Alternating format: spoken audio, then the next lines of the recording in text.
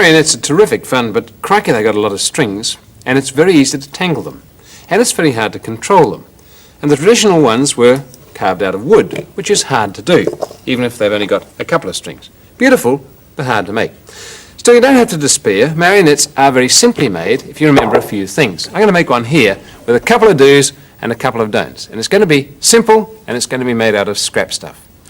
Well, the first thing is, let's decide what we're going to make. I'm going to make a duck, or a bird at least. And a bird, like most marionettes, has to have floppy legs. And the simplest is to get floppy cord. Now, some cord isn't, but this is good stuff. It's woven, and it's often used for piping. You get it in a haberdasher's or somebody who sells fabrics. Anyway, it doesn't matter if it's not that stuff.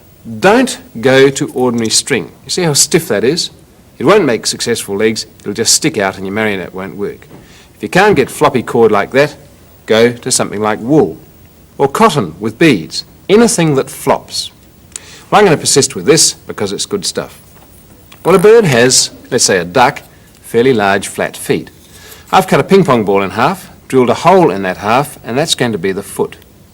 It only has to be very simple. You have to suggest things rather than necessarily carve them very intricately. A knot in the cord, pull it back through the ping pong ball, and there's the foot on the end of the floppy leg. And I suppose for a duck, I'd want legs about that length, and I'd cut the cord off there. For a body, no wood carving, we use a throwaway styrene cup. A hole through there, poke the leg in, and tighten a knot on the inside, and it's going to hang down very perfectly.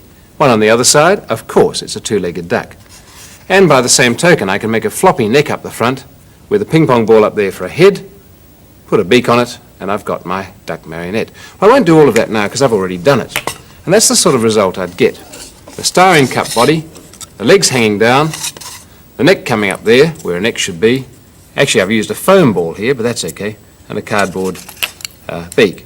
And that's a marionette which will work surprisingly well. Of course, we've got to put the strings on.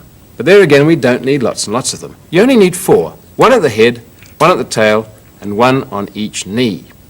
So what do you attach the strings to? Apart from the heads and the tails and the knees, you have a very simple wooden cross at the top.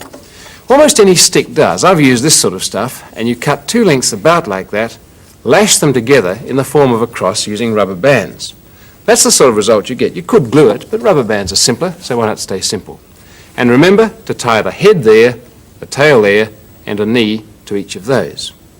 Well, I can't do the duck in time, but I have got an ostrich assembled to show you, and it's made on exactly the same principle, although it uses slightly different things. Here we go. I'll put it down here. In this case, I've used cotton and beads for the legs, but you notice they're floppy. Same old ping pong ball feet, same old cup body. I've used cotton wool for the tail feathers, cotton and bead for the neck, and a bead there. And by rocking this cradle attached to the knees, the tail, and the head, I can make it walk, as an ostrich does. I can make it sit, as an ostrich does. And I can make it even peck, much as an ostrich does. So that's a very simple marionette that you can use just with those things. Well, of course, you don't have to stay with birds, although I've showed you a duck and an ostrich. Remembering the floppy legs, the floppy strings, the best sort of string to tie them up with, by the way, is something like this. Not the thick string, something like thick cotton or crochet cotton is this stuff. It's very good, it doesn't tangle easily, and it doesn't get too stiff. Tying that up, you can make almost any sort of puppet. Here again, head, tail, and knees is my little dancing man. A tap dancer, I might say, of some note. You ready, mate? Let's go. 1, 2, 1, 2, 3, 4.